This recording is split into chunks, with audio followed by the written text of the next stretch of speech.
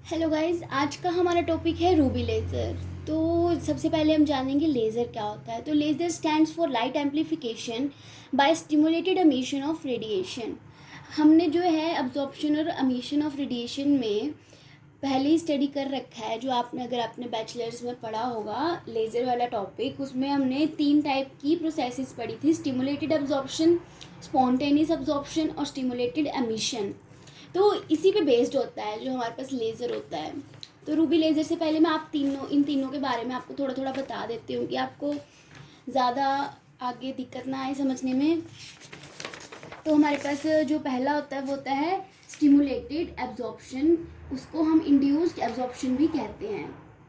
इसमें जैसे stimulated absorption से नाम से क्लियर हो रहा है, इसमें जो होगी सिंपल एब्जॉर्प्शन होगी। ठीक है, जैसे हमारे पास 2 स्टेट्स हैं, ये E1 हायर स्टेट है, E0 ग्राउंड स्टेट है। ये जो है हमारे पास जो है ग्राउंड स्टेट में इलेक्ट्रॉन है। जब हमने जो है इसको फोटोन दिया तो हमारे पास क्या हो जाएगा, फोटोन यहाँ पे एक्साइटेड स्टेट में एब्जॉर्ब हो जाएगा। तो इसको फोटोन जो हमारे पास ये फोटोन होगा ये क्या कर देगा, इसको एक्साइटेड स्टेट में पहुंचा देगा। ठीक है, इसको हम बोलते हैं स्टिमुलेटेड एब्जॉर्प्शन। तो मतलब एब्जॉर्प्शन एब्जॉर्ब किया ना फोटोन, तो एब्जॉर्प्शन बोलते हैं। ये हमारे पास पहली प्रोसेस होती है। जो दूसरी प्रोसेस होती है उसमें जो होता है स्पॉन्टेनियस एमिशन होता है। मतलब एमिशन हो रहा है, मतलब फोटोन एमिट होगा, इसमें एब्जॉर्ब हुआ, तब हमने बोला स्टिमुलेटेड एब्जॉर्प्शन। तो सबसे पहले जो ये बना लो E1 स्टेट, E0। तो जब हमने जो है इसमें जो होता है स्पॉन्टेनियस एमिशन में, ये जो हमारे पास ऊपर एक्साइटेड स्टेट में इलेक्ट्रॉन है, जब ये खुद ही नीचे आ जाएगा, मतलब हमारे पास जो लाइफ टाइम होता है एक्साइटेड स्टेट का, मतलब कोई भी चीज़ हायर स्टेट में कुछ टाइम पीरियड के लिए उनका कुछ टाइम पीरियड के लिए रहती है, मतलब उनका लाइफ टाइम भी होता है। तो इसका जो लाइफ टाइम होता है वो होता है 10⁻⁸ सेकेंड। या आगे हम फर्दर डिटेल में देखेंगे क्या बोलते हैं इसको, कैसे क्या होता है। ठीक है, तो जब यहाँ पे ये 10⁻⁸ सेकेंड यहाँ पे कंप्लीट करने के बाद जो है हमारे पास ये नीचे आ जाता है ग्राउंड स्टेट में और फोटोन को एमिट करता है। ठीक है, समझ गए। यहाँ पे क्या हुआ, स्टिमुलेटेड एब्जॉर्प्शन हुआ। जब हमने फोटोन दिया तो वो एब्जॉर्ब होकर एक्साइटेड स्टेट में चला गया। एक्साइटेड स्टेट में जब वो चला गया तो कुछ टाइम के लिए रहेगा, और जब वो ग्राउंड स्टेट में आएगा तो फोटोन एमिट करेगा। याद रखना, जब वो स्पॉन्टेनियस एमिशन करेगा तो हमारे पास फोटोन एमिट होता है। ठीक है, अब जो हमारे पास थर्ड प्रोसेस होती है वो होती है स्टिमुलेटेड एमिशन। स्टिमुलेटेड एमिशन मतलब इसमें जो होता है, नाम से क्लियर हो रहा है, एमिशन होगा। तो जो हमारे पास ये मतलब ये तो हमारे पास स्पॉन्टेनियस है जब, लेकिन हमारे पास एक्साइटेड स्टेट में हमारे पास इलेक्ट्रॉन है। अगर मतलब जो 10⁻⁸ सेकेंड का टाइम था उससे पहले ही हम एक फोटोन जो है इसको दे दें तो क्या होगा हमारे पास, जब ये जो है हमारे पास नीचे जाएगा, मतलब अब्जॉर्ब होकर नीचे जाएगा, तो हमारे पास एक फोटोन एमिट तो हो ही रहा था जो स्पॉन्टेनियस में था, लेकिन जो हमारे पास इंसिडेंट फोटोन था वो भी हमारे पास एमिट हो जाएगा। तो इससे जो हमारे पास 2 फोटोन्स मिल जाएंगे। ठीक है, जिनकी जो है फ्रिक्वेंसी भी सेम होगी, और ये फोटोन्स जो निकलेंगे तो वो दोनों इन फेज होंगे एक दूसरे के। और यही जो है हमारे पास लेज़र एक्शन के लिए इम्पोर्टेंट होता है, स्टिमुलेटेड एमिशन। मतलब जो हमारे पास एक्साइटेड वाला जो इलेक्ट्रॉन था, जब वो नीचे आएगा, जब हमने फोटोन दिया, ये वाला फोटोन तो एमिट हो ही रहा है, लेकिन जो हमारे पास जो नीचे जा रहा है फोटोन इलेक्ट्रॉन जब नीचे जा रहा है एक्साइटेड स्टेट से ग्राउंड स्टेट पे, तब भी फोटोन एमिट होता है। तो यहाँ पे 2 फोटोन एमिट होंगे। यही प्रोसेस जो होती है यूज़ होती है, और यही प्रिंसिपल होता है स्टिमुलेटेड एमिशन रूबी लेज़र के लिए। आई थिंक आपको यहाँ तक कोई डाउट नहीं रहा होगा। और ये जो है हमारे पास 2 फोटोन निकले, तो ये जो होंगे दोनों एक दूसरे के कोहेरेंट होंगे, कोहेरेंट टू ईच अदर होंगे, मतलब कोहेरेंट बीम जो एमिट हो जाएगी। ठीक है, अब आगे जो फर्दर देखेंगे रूबी लेज़र में ये कैसे काम कर रहा है। तो रूबी लेज़र में it is a device which is capable of laser में और क्या लिखेंगे हम कि it is a device which is capable to produce very intense coherent beam of light. आपने लेज़र बीम देखा होगा, सिंगल ऐसे मतलब कोहेरेंस के साथ जाती है, ऐसे नहीं क्योंकि वो स्कैटर होके जाएगी। जैसे आपने रूबी लेज़र अगर नहीं देखा होगा तो गूगल करके देखना, उसमें डीप रेड बीम जो है वो ऐसे बिल्कुल स्ट्रेट जा रही होती है, ठीक है। अब जो अंदर का प्रोसेस होता है वो हम इसमें जानेंगे, ठीक है।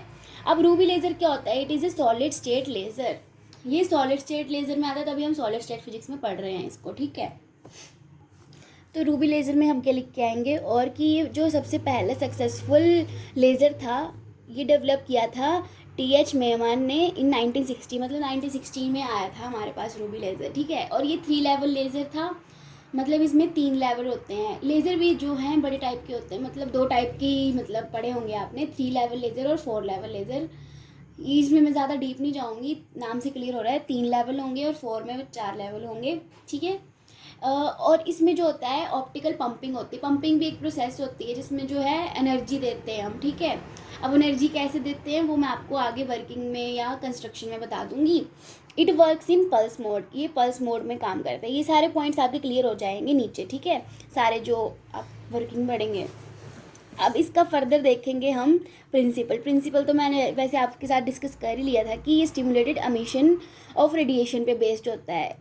इसमें क्या होता है, the excited atom in the energy state E1, जो हमारे पास एक्साइटेड एटम होता है एनर्जी स्टेट E1 में, may not be ready to come to ground state at the given instant, मतलब वो नीचे आने के लिए भी रेडी नहीं है, but that photon of resonant energy, जब हमने फोटोन ऑफ जिसकी एनर्जी एच म्यू है passes by the atom, it वो जल्दी से नीचे आ जाएगा ग्राउंड स्टेट में। The photon emitted goes parallel to incident photon and both have same frequency are in phase, the two photons are said to be coherent to each other। जो मैंने आपको explain किया स्टिमुलेटेड एमिशन के बारे में, वही जो है यहाँ पे लिखा हुआ है, ये इसकी डायग्राम है, ठीक है। बिफोर एब्जॉर्प्शन और आफ्टर एब्जॉर्प्शन 2 फोटोन एमिट हो गए।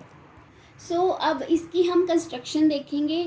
तो सबसे पहले हम देखेंगे लेज़र मीडियम। तो इसमें जो हमारे पास रूबी क्रिस्टल नाम से क्लियर हो रहा है, रूबी क्रिस्टल यूज़ होगा, जो कि किससे बना होगा, एल्यूमिनियम ऑक्साइड से, Al2O3, जिसमें हमारे पास मोल परसेंटेज किसकी होगी, क्रोमियम 3 पॉजिटिव आइंस की। यही जो हमारे पास आइंस है ना, क्रोमियम 3 पॉजिटिव, इसी के कारण जो हमारे पास जो है जो कलर आता है लेज़र बीम का, वो डीप रेड कलर आता है, ठीक है। यही लिखा है मैंने, the chromium 3 positive ions present in the crystal impart deep red colour to it. इसी क्रोमियम जो हमारे पास आयंस हैं, यही हमारे पास जो है एक्साइट होते हैं। जो हम एनर्जी लेवल डायग्राम देखेंगे इसका, वो क्रोमियम आयंस का ही देखेंगे, वही एक्साइट होंगे, इसी के कारण जो हमारे पास लेज़र एक्शन हो रहा है। और यही लिखा मैंने, these chromium ions are responsible for laser action. The ruby rod is cylindrical, जो रूबी रोड है हमारे पास वो सिलेंड्रिकल है, जिसकी लेंथ है 2 सेंटीमीटर से 25 सेंटीमीटर कितनी की भी हो सकती है, और डायमीटर जो है हमारे पास 0.5 सेंटीमीटर टू 2 सेंटीमीटर है। अब इसकी जो है हम डायग्राम देखते हैं। डायग्राम जो है हम बुक से ही देख लेंगे, ठीक है।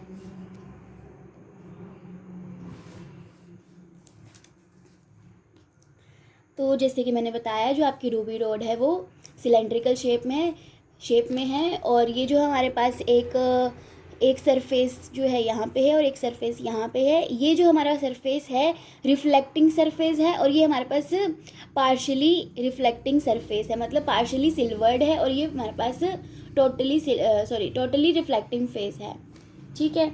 ये हमने जो है इसको बीच में ग्लास ट्यूब के अंदर रखा हुआ है।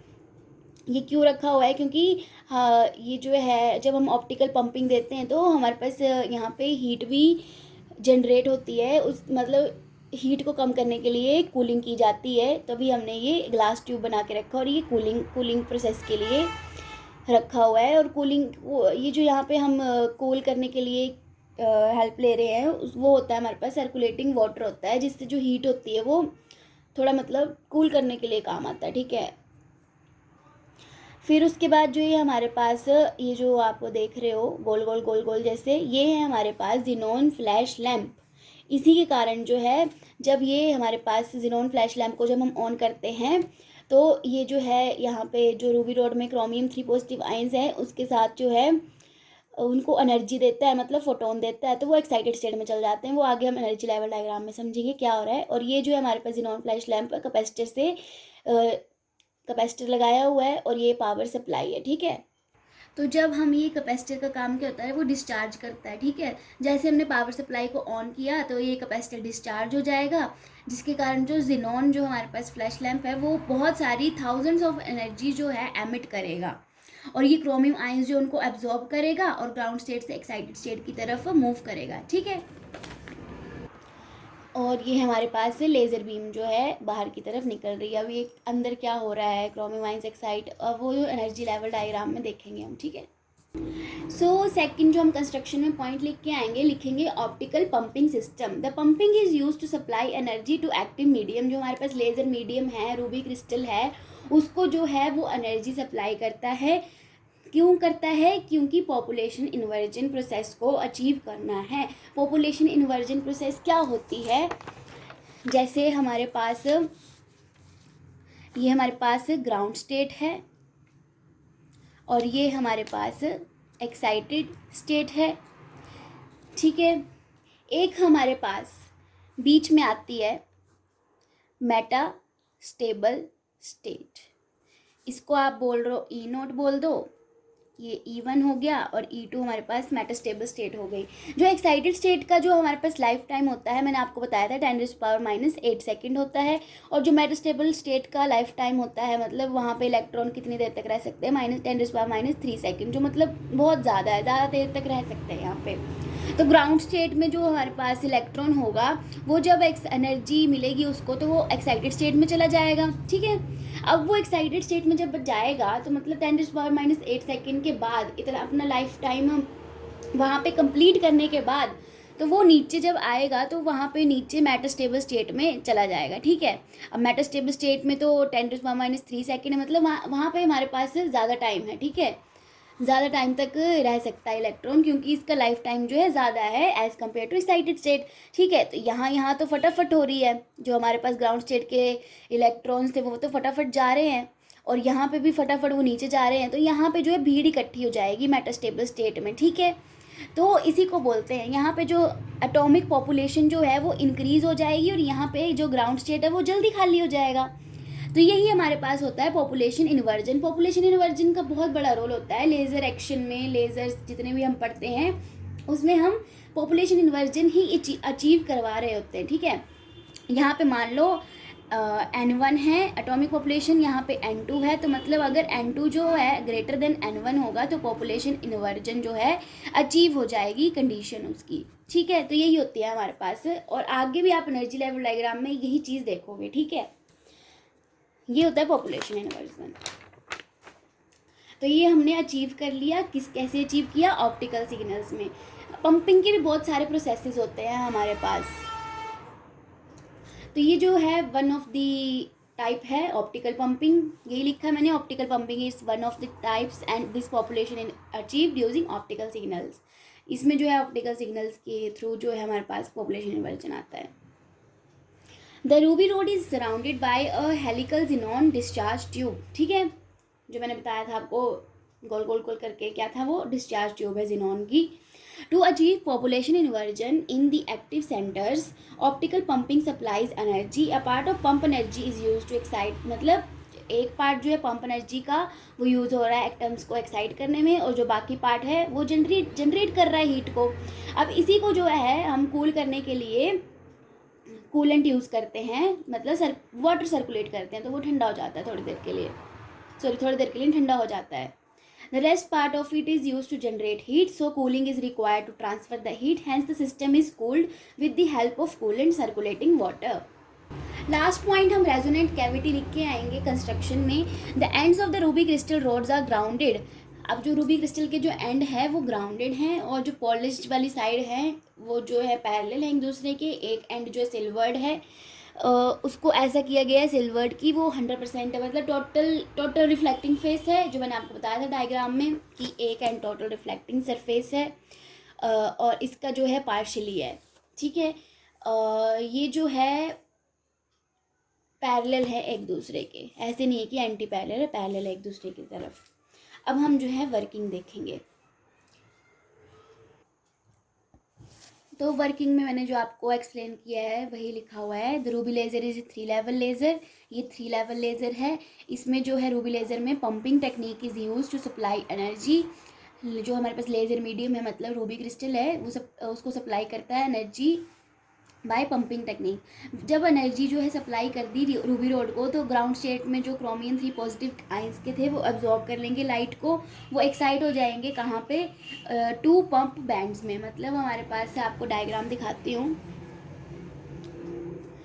ये हमारे पास एनर्जी लेवल ग्राउंड स्टेट है, ठीक है।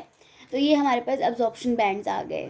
अब जो एनर्जी हमने अब्जॉर्ब करी होगी वो जब ऊपर जाएगी एक्साइटेड स्टेट में, तो मान लो वहाँ पे हमारे पास E3 और E3 डैश है, ठीक है।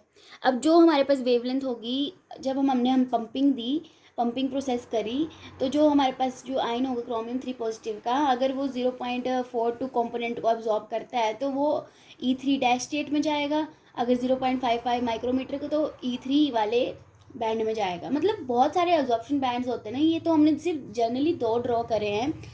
ऐसे तो यहाँ पे बहुत सारे ग्राउंड स्टेट में इलेक्ट्रॉन्स हैं, ठीक है। ये तो सिर्फ हमने 2 जनरली बताया है।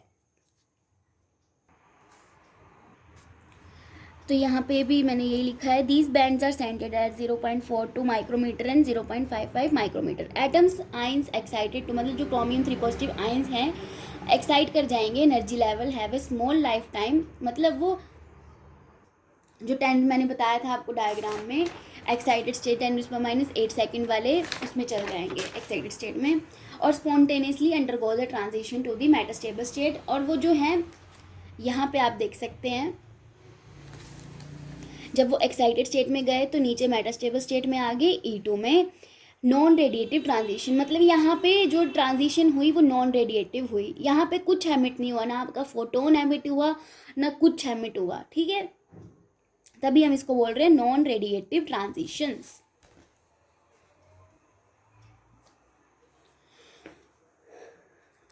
Through non radiative transition, as the life time जो मेटास्टेबल स्टेट का होता है वो ज़्यादा होता है, 10⁻³ सेकेंड होता है। सो एटम्स और आइंस जो होते हैं यहाँ पे stays over there for a longer time, तो यहाँ पे वो रुक जाते हैं थोड़ी ज़्यादा टाइम के लिए, पार्टी पुटी करते हैं। Which causes the condition of population, तो यहाँ पे हमारे पास पॉपुलेशन इन्वर्जन अचीव हो गया। मतलब यहाँ पे जो N2 था उसमें जो है हमारे पास एटॉमिक पॉपुलेशन ज़्यादा हो गई as compare to ground state. After some period the ions in the metastable state E2 falls into the lower, मतलब ज़्यादा देर तक तो नहीं रह पाते थे ना, सिर्फ 10⁻³ सेकेंड तक ही रहते हैं। उसके बाद क्या होता है, ठीक है, उसके बाद मेटास्टेबल स्टेट में जो है E2 में जो हमारे पास एटॉमिक पॉपुलेशन थी एटम्स की, वो लोअर एनर्जी स्टेट में आ जाती है E1 में। तो जब मैंने आपको पढ़ाया था स्टिमुलेटेड एमिशन, तो मैंने आपको क्या बताया था, जो हमारे पास एक्साइटेड एमिशन होगा, स्टिमुलेटेड एमिशन होगा, जैसे हमने यहाँ पे फोटोन एनर्जी दी, जैसे मैंने आपको बताया था फोटोन एनर्जी दी तो 2 फोटोन एमिट हो रहे थे, तो यहाँ पे भी तो 2 फोटोन एमिट होंगे, क्योंकि हमारे पास जो एक्साइटेड स्टेट में एटम है उसमें जो है हमने पहले एनर्जी दी ना, तभी जो एनर्जी दी तब वो नीचे आया यहाँ पे। तो यहाँ पे भी तो यही हो रहा है।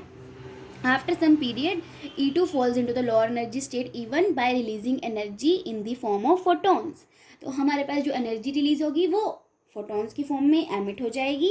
इसी को हम बोलते हैं स्पॉन्टेनियस एमिशन ऑफ रेडिएशन। यहाँ पे जो है, सॉरी मैंने गलत बता दिया, यहाँ पे एनर्जी नहीं दी, यहाँ पे कुछ टाइम के बाद मेटास्टेबल स्टेट से नीचे गिर गए लोअर एनर्जी स्टेट में। और जो मैंने अभी बताया आपको, जो स्टिमुलेटेड एमिशन था, वो जो है जब हमारा एमिटेड फोटोन इंटरेक्ट करेगा electron in the metastable state, जब हमारे पास जो एमिट हुआ फोटोन जब वो इंटरेक्ट करेगा, जो हमारे पास इलेक्ट्रॉन है, आइंस हैं मेटास्टेबल स्टेट में, वो जो है उस इलेक्ट्रॉन को भी अपने साथ, मतलब तू भी चल भाई, तू भी नीचे चल, electron fall into the ground state E1, तो उसको भी ले जाएगा।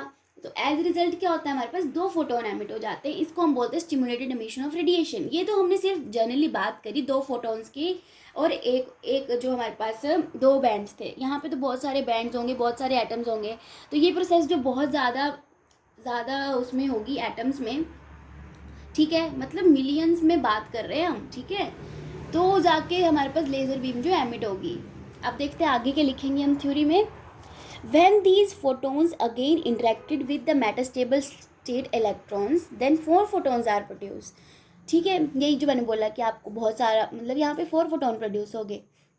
अब यही जो हमारे पास जो दो मैंने पहले बोला ना कि जो फोटोन यहाँ पे था वो इसको भी ले आया. ठीक है, अब जो यहाँ पे दूसरा फोटोन था वो तीसरे चौथे को भी ले आएगा. तो ऐसे जो हमारे पास बहुत सारे हो जाएंगे because of this continuous interaction. इस कंटिन्यूस इंट्रैक्शन जो हो रहा है हमारे पास इलेक्ट्रॉन विद द इलेक्ट्रॉन्स और मिलियंस ऑफ फोटोन्स के बीच में. ठीक है, इससे जो हमारे पास जो है लाइट एमिट हो जाएगी. The laser beam will be emitted through the end of the cavity. जो हमारे पास मिरर्स लगे हैं वहाँ पे रिफ्लेक्ट करते जाएंगे ये बैक एंड फ्रॉथ. और जो हमारे पास ये गोला जैसा बनाया हुआ है यहाँ से जो है हमारे पास लेज़र बीम एमिट हो जाएगी. Hence a strong and coherent beam is emitted. Ruby laser operates in pulse mode. जो हमारे पास रूबी लेज़र होता है वो पल्स मोड में ऑपरेट होता है. ये क्यों होता है मैं आपको बताती हूँ. स्पाइकिंग क्यों, इसको हम स्पाइकिंग भी बोलते हैं. आपको क्वेश्चन भी आ सकता है कि रूबी लेज़र में स्पाइकिंग क्यों होती है, तो मैं आपको बताऊंगी उसमें क्या लिखना है. And it supply energy in the form of short flash. मतलब ये शॉर्ट पल्सेस में काम करता है. यही चीज़ जो है जो शॉर्ट पल्सेस में जो हमें आउटपुट दे रहा है यही इसकी जो है डिसएडवांटेज आती है. और दूसरी डिसएडवांटेज इसी थ्योरी में है कि वो हीट जनरेट करता है, हमें कूलेंट यूज़ करना पड़ता है. ठीक है, ये था हमारे पास वर्किंग. अब देखेंगे हम स्पाइकिंग के बारे में. तो स्पाइकिंग वाले में हम क्या लिख के आएंगे, जो हमारे पास फ्लैश ऑपरेशन है of the lamp leads to pulsed output.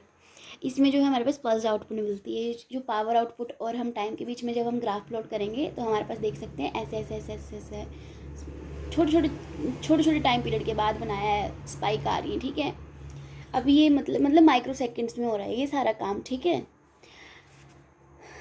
even in the short period of a few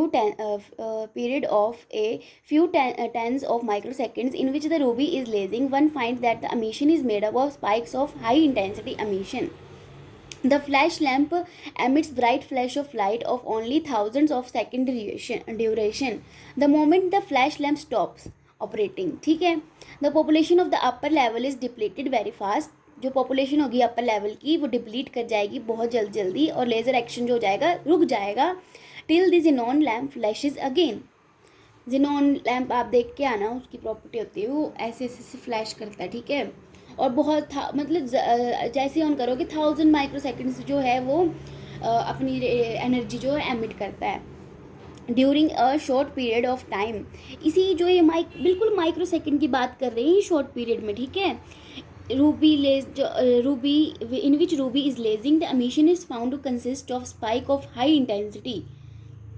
जैसे ये हम यहाँ पे शो कर रहे हैं, ये जो स्पाइक आ रहा है वो हाई इंटेंसिटी का आ रहा है. इसी फिनोमिना को हम स्पाइकिंग ऑफ लेज़र बोलते हैं. And occur due to behaviour of laser under transit condition as explained below. अब यहाँ पे जो थ्योरी लिखी है इसको देखेंगे क्या लिखा है यहाँ पे.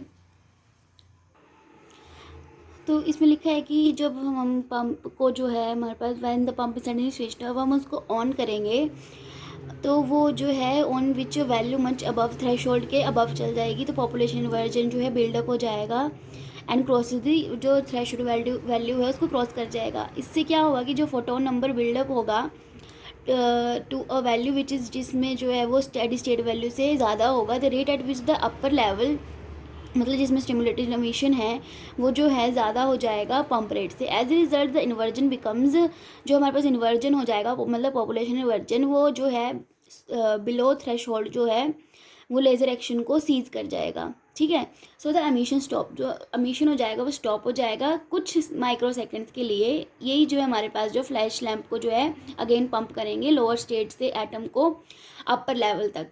और जो लेज़र ऑसिलेशंस होंगी वो फिर से बिगिन हो जाएंगी. ठीक है, दिस प्रोसेस रिपीट, ये जो प्रोसेस होगी वो रिपीट होती रहेगी. और जो फ्लैश लैम्प हो जाएगा वो power falls below the threshold value, जो लेजिंग एक्शन हो जाएगा वो स्टॉप हो जाएगा.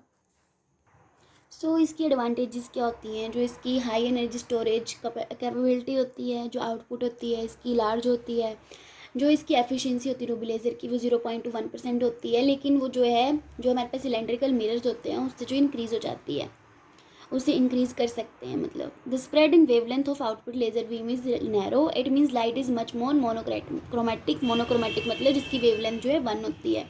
अब डिसएडवांटेज तो मैं आपको 2 पहले बता चुकी थी कि वो हीटअप होता है और पल्स मोड में होता है. ठीक है, as it 3 level laser device, तो large amount of energy is required to, और पॉपुलेशन इन्वर्जन को अचीव करने के लिए भी हमें ज़्यादा एनर्जी की रिक्वायरमेंट होती है। ये इसकी डिसएडवांटेज भी है। क्रिस्टल डिफेक्ट्स और इम्परफेक्शंस ग्रेटली अफेक्ट्स द, जो हमारे पास, हमने तो बात करी नहीं, जो रूबी लेज़र में हमारे पास जो उसमें क्रिस्टल डिफेक्ट्स होंगे, इम्परफेक्शन होगी, क्रिस्टल में भी तो हमारे पास आइंस होंगे ना, तो उनकी तो हमने बात ही नहीं करी। तो वो जो उनके कारण जो है हमारे पास रूबिक लेज़र की करैक्टरिस्टिक्स जो है अफेक्ट करती हैं। During laser action as only a part of pumping energy is utilise for achieving population inversion and rest of it was wasted in the form of heat. मतलब जो हमारे पास जो pumping energy है वो तो मतलब थोड़ी बहुत तो पॉपुलेशन इन्वर्जन को अचीव करने में लग रही है, लेकिन जो बाकी है, जो उसकी रेस्ट है वो हीट में, हीट की फॉर्म में निकल रही है, तो उसके लिए जो कूलिंग प्रोसेस जो ज़रूरत होती है, जो मैंने आपको बताया था पॉइंट, ठीक है। अब यूजेस जो हैं रूबी लेज़र के क्या हैं, ये होलोग्राफी में यूज़ होती है, इंटेरोफेट्रीमेट्री में भी यूज़ होती है। It is use to measure electron density and temperature of plasma. Ruby lasers are use to remove tattoos and other skin lesions resulting from excess melanin, ठीक है। जैसे कुछ लोग जो हैं लेज़र ट्रीटमेंट भी करवाते हैं, तो क्या क्या होता है, यही सब जो होता है यहाँ पे लेज़र्स में, मतलब टैटू रिमूव करने के लिए, और जो हमारे पास एक्सेस मेलानिन आता है स्किन के ऊपर, उसको रिमूव करने के लिए भी यूज़ होता है, ठीक है। तो ये था हमारे पास रूबी लेज़र। आई थिंक आपको समझ आ गया हो। इसकी डायग्राम जो है आपको स्क्रीनशॉट लेना है तो ले लो,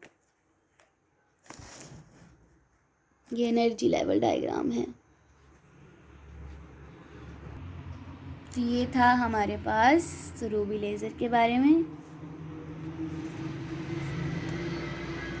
अगर आपको अभी भी यहाँ पे क्लियर नहीं दिख रहा होगा, अगर आपको नोट्स चाहिए होंगे तो आप मुझे कमेंट करके बता सकते हैं, मैं आपको टेलीग्राम पे सेंड कर दूँगी। Thank you so much.